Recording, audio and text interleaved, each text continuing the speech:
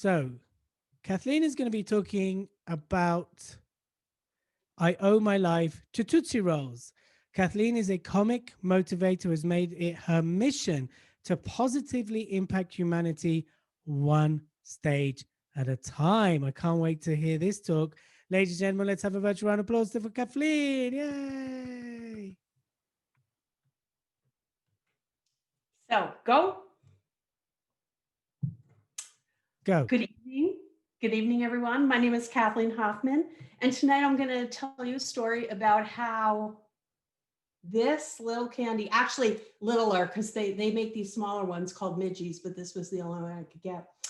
But how this little candy impacted my personal family history.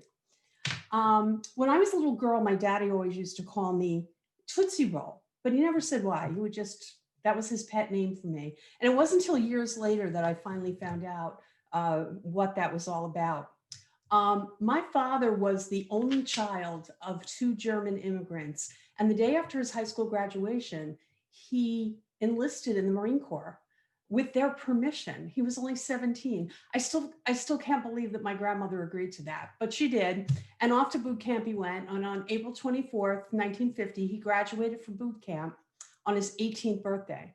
And within a few months, he was on his way to Korea to join the UN forces that were going into Korea to try to stop the communists.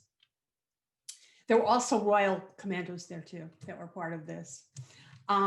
They landed at a place called Incheon successfully. They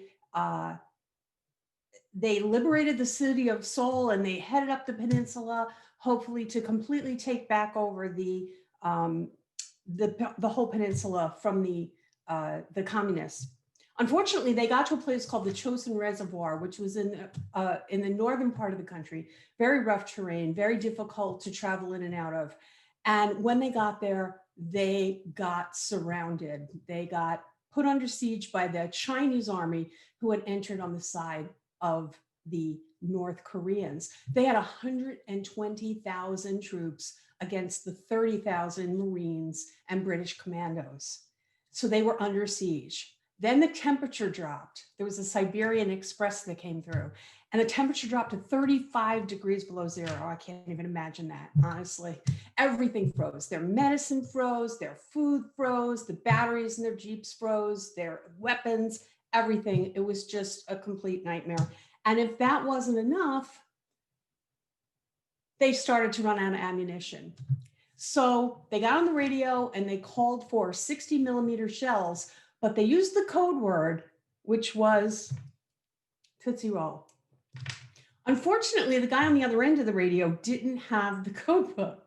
So before they knew it, they were getting pallets dropping from the sky filled with boxes of Tootsie Roll candies. These don't explode. There's no really bad way you can use these against anyone. So they weren't exactly weapons. But the guys were hungry because their food was frozen. So they opened up the boxes and they started to eat the Tootsie Rolls. And I guess they had just enough sugar to make them realize that, wait a minute, these things, they're taffy. It's 35 degrees below zero. When we warm them up, they turn into like a putty. And when you take them out, you can plug up bullet holes and you can wrap them around hoses on trucks that had exploded. And the cold freezes them and fixes a lot of the equipment that they had. Not to mention the fact that these guys, remember it was the even littler ones, they could put them in their coat pockets and they could march with them. They could keep them with them. And since none of their other food was really working and all they were eating were Tootsie Rolls, they were pretty okay with that. This managed to give them the inspiration to fight their way out of the Chosin Reservoir. And the people that survived that battle are called the Chosen Few. They fought their way down to the end of the Korean peninsula, back onto the ships again, but not without taking almost 100,000 Korean citizens with them. I was fortunate enough to be able to travel with my father to his final Chosin Few reunion in San Diego in 2016. And what did I see when I walked into the main room? Tootsie Rolls everywhere, because the Marines believed that those Tootsie Rolls saved their lives.